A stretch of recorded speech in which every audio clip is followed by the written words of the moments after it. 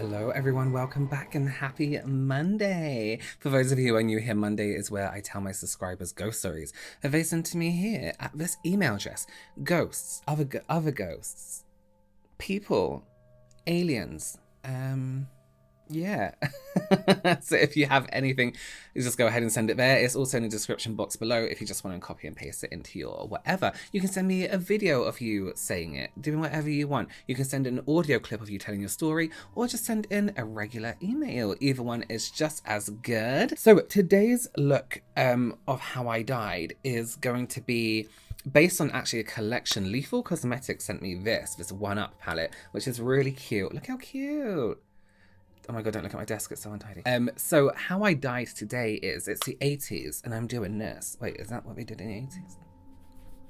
And I'm dancing like this with a really bad haircut. And suddenly I get sucked into this game and I die because who can survive being sucked into a game? So we're looking at texture and shimmer and 8-bit bits. Should we just get into it? Let's get into our first story. This is called Haunted Bathroom or Spying. I don't think I can say that word, so I'm going to say child predator. Is that better? I don't know. Hi Robert, I absolutely love your videos. I wasn't actually sure if I should send this email because I don't believe it's quite as scary as all the other stories you have read, but I decided to anyway because I need to get this off my chest. When I was in primary school, around year 5 I believe, 10 years old, we were all in sports class on the school oval. I asked my teacher if I could go to the bathroom because I really needed to go, and he said yes. As I finished, I was walking out the store when I heard a voice come from above me as if it was peering over the top of one of the stores, one of them right next to me, leering at me. I heard it clearly as a deep male voice say, "Hello, miss," and I absolutely freaked. Keep in mind that I was alone in this bathroom. I ran out of the bathroom and back to the school oval. I told my friend what had happened and asked her to promise to keep it a secret because I was scared of any other child teasing me because of it. The next day, my friend came up to me with another girl who was absolutely inconsolable. She had told me that the girl came up to her, crying, and told her that she had heard a deep male voice speak to her in the bathroom when she was alone. My friend asked from where, and she said from above her to the right, exactly where I had heard it. She immediately connected the dots and brought the girl to me to tell her that it happened to me too. We all promised never to tell anyone, but somehow 2 days after that, the toilet was locked for the rest of the year for no reason. There were no renovations, and when it opened up again, nothing had changed. And when we asked the teachers, they would just go quiet and avoid the question. So why was it locked for a whole half a year? It's been about 9 years now, and I have lost touch with that friend because I moved to another state. My 2 best friends that I have now have opened up a whole new side of a story to me. As we were talking about scary paranormal things that had happened to us, I had told them this story. My best friends had both looked at each other and then back at me and told me something that has shaken me and scared me even more than thinking it was a ghost. They had told me that it could have been a pedophile who was trying to spy on young girls. And that's the reason why the teachers had never told us why the toilet was closed for a long time. They were trying to find where he had hidden. Once they told me that, I realized that there was a vent in the roof above the store that I was in, just to the right, exactly where I had heard the voice. And when the bathroom reopened, the vent was blocked up. Every time I think back on this story, instead of feeling a little bit scared, I now feel sick. I would have honestly preferred the ghost. Thank you so much for your story. Listen, there are some sick people in this world. And you know what? That wouldn't be the first time that kind of thing had happened. It's almost like, I wonder if you notice anyone get fired from the school at that time. A teacher, a caretaker, maybe like someone who worked in the kitchen. There have been some really intense stories about this kind of stuff, even with people like who set up, Ring cameras or baby monitors in people in their kids' rooms, people hacking into them and talking to their kid and all this stuff. It's very, very not only can now people spy on you in a public place, but also in your own home. Okay, well, next up we have an audio story. If you want to send your video in to me with voice, you absolutely can. This is called Scary Baby Monitor. Monitor. Something got into bed with her. Oh, I don't like the sound of this. Okay. Hi Robert, my name is Ash, and first off, I just wanted to say thank you for all of your videos. You always put me in a great mood, and you make me laugh more than any other YouTuber, and I really appreciate all the work that you do. I also am so glad that you chose to bring back ghost stories and makeup Mondays because they're pretty much my favorite. I'm always excited when a new one comes out, and I wanted to contribute to your project.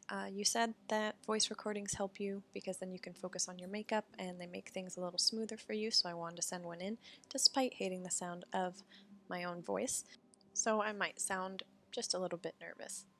Anyway, this is the story about why I'm kind of afraid of baby monitors to this day.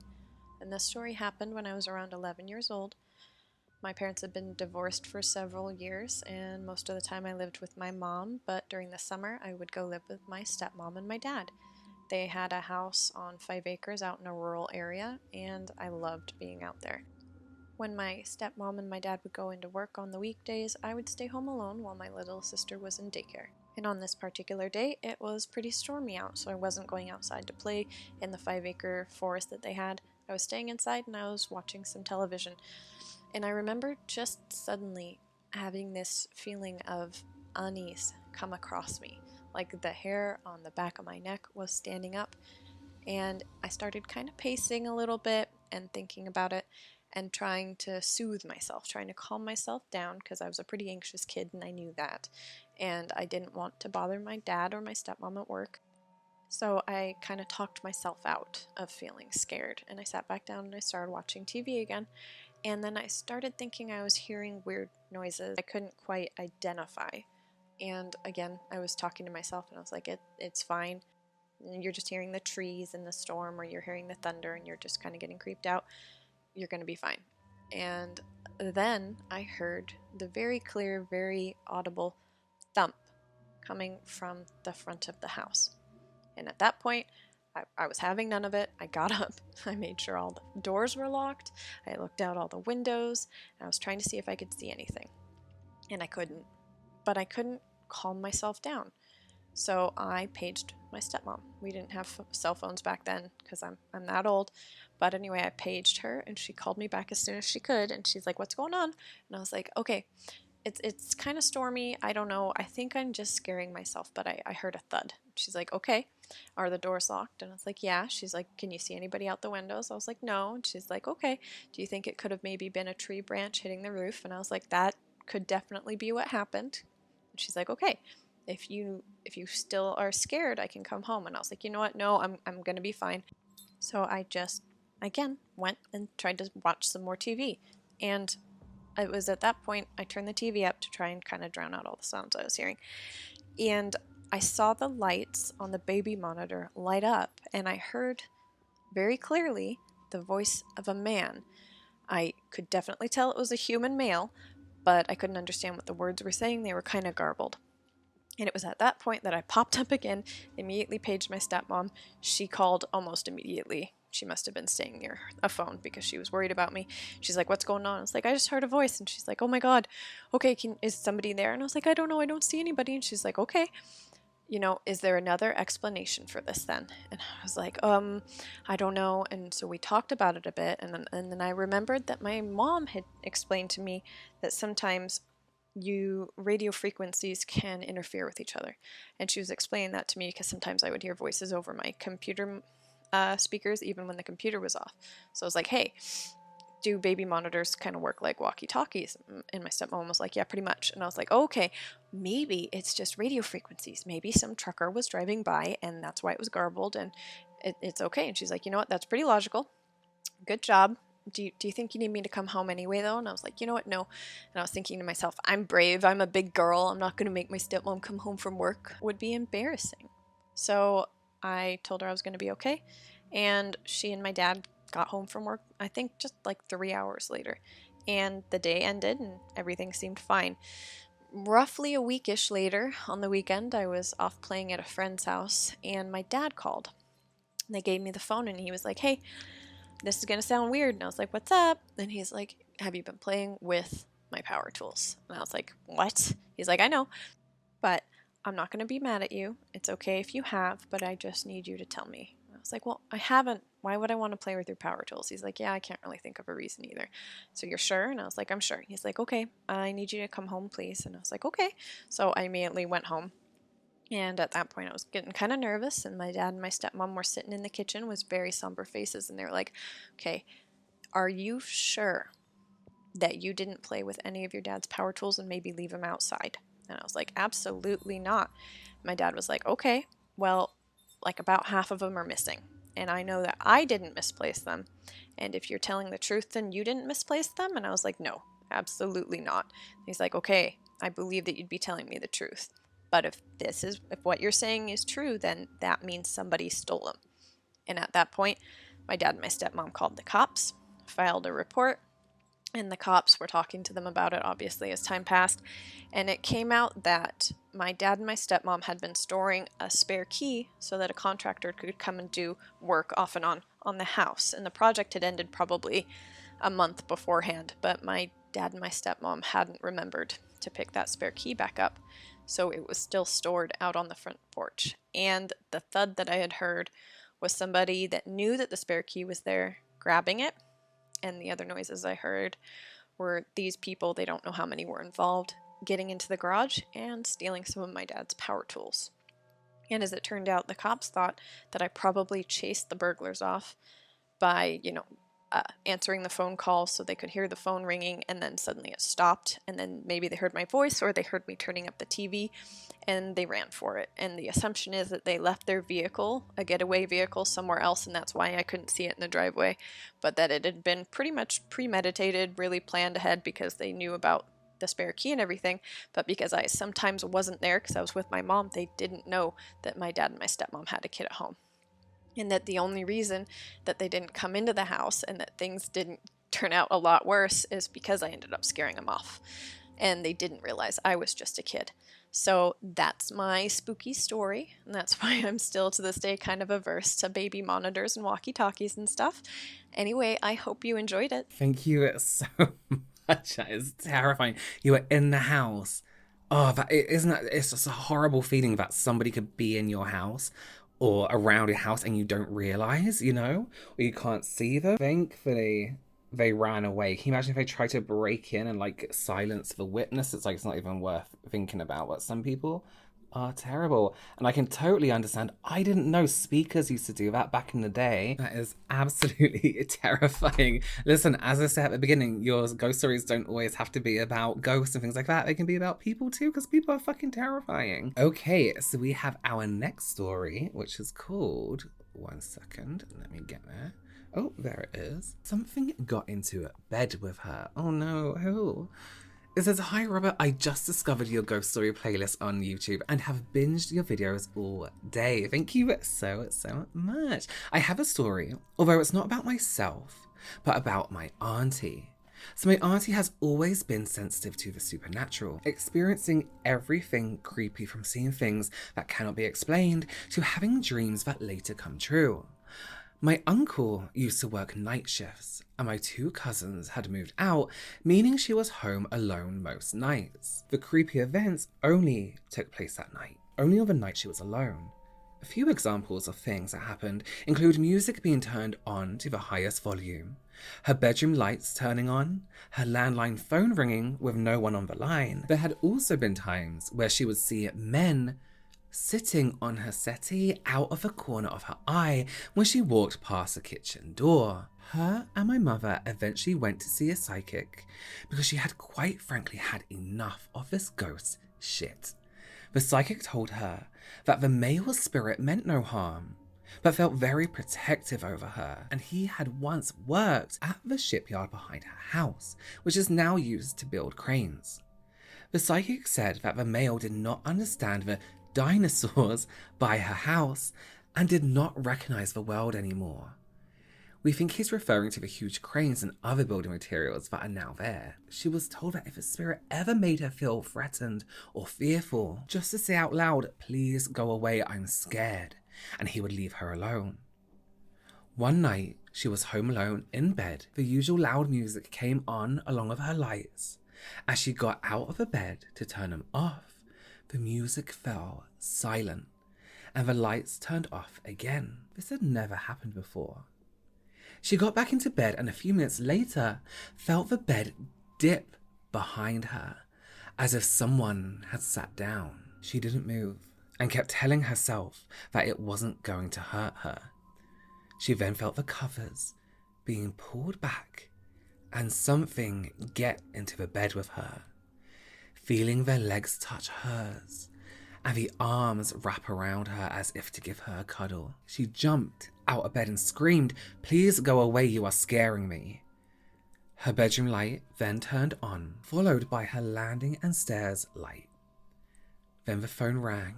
She went downstairs to answer the phone, and it was her mother calling to let her know that her uncle had been in an accident and wasn't going to make it, and they needed to get to the hospital. She noticed the time was 3:16 a.m.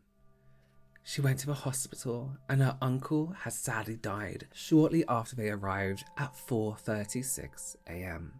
When she got home, she realized all the clocks in her house had stopped on 3:16. Her son, who had a watch given to him by the uncle before his death, had complained a few days later that the watch was broke, and yes, you guessed it, it was stuck on 4:36. The spirit never bothered her again. The family think that whoever it was turned on the music and the lights that night to make sure she was awake to hear the phone. And he got into bed and hugged her as a way to comfort her. She still lives in that house, which I think is mad because I would have ran for the hills if that were me. Yes, I would have done exactly the same. I would be out that house. But I mean, it sounds like a really kind spirit. Would it be, I mean, maybe it would be nice if it crept in the bed and gave you a little hug. Oh, whoops. Quick. Blend. That's kind of sweet, right? But also at the same time, really, really scary. That spirit in the house must have had some kind of like, or received some kind of word, you know, from her uncle, or some kind of like heads up, you know. That's cute. What a nice ghost. To want to come and like comfort you, but also at the same time, what if it's not so great? Okay, I'm going to whack on some lashes while we read our last story. I think it's our last story, and this is called The Sheep Man. The Sheep Man. When my sister was younger, she had an imaginary friend. She called him the Sheep Man. During the day, she would run into walls trying to follow him. I'll be in fits of laughter at the things he would say. During the night, my mum would hear a really chesty cough and footsteps in the house. In her tired state, she would just presume it was my sister and would give her cough medicine. This continued for months, until one night, my sister was restless, so joined my mum in her bed. Mum, yet again, heard the coughing. It was at this point she realised it wasn't my sister. Mum lifted the duvet. I just went dizzy and I nearly threw up. Oh. Mum lifted the duvet to find a man stood next to her. She only saw what she describes as a really dirty, beat-up pair of Timberland boots. And a voice came from the figure and said, "Don't look at me." Mum did as he commanded and flung the duvet over herself and my sister. And that was that. Nothing like that happened again. The footsteps stopped, the coughing stopped, but my sister was still running to the walls, following the Sheep Man. Oh, fucking Sheep Man. That's a really good one. Oh my god. Honestly, my brain just went dizzy when it was like she lifted up the sheets. Oh, my head. Okay, I'm going to put one of these like lip gloss, like topper things from Lethal Cosmetics. They look so incredible. I wish you could see them in real life because the what's called camera doesn't really do it much justice. Oh, Oh, they smell amazing. Oh, and it's so smooth. Yeah. Oh, it sounds like bubblegum. Nice.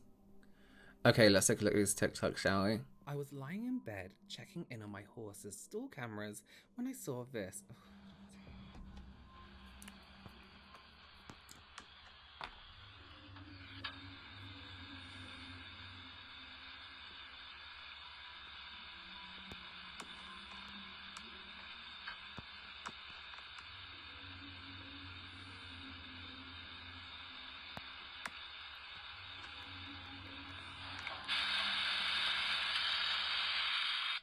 That's so cute. Was it wearing a coat? A little shadow, a little shadowy shadow.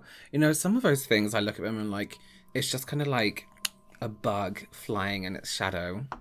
Poor horse. I hope the horse is okay. The Darkest Secret on YouTube posted this video of a hospital bed that appears to have a spirit moving around under the sheets. Nothing else in the area is moving.